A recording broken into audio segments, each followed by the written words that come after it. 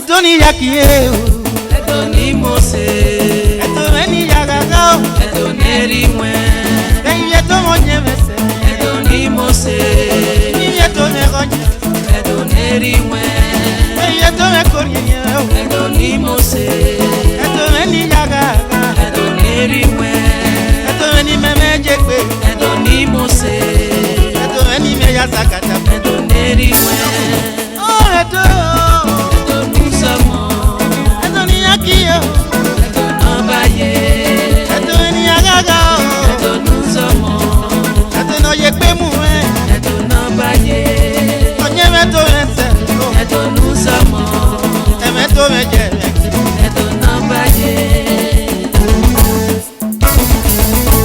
Opa Mega Tokyo, Tokyo, Opa Moya Tokyo, Opa Gilobo Egui, Opa Ewa Era Tokyo, Opa Ewa the second Opa Moya Tokyo, Opa Gilobo Egui.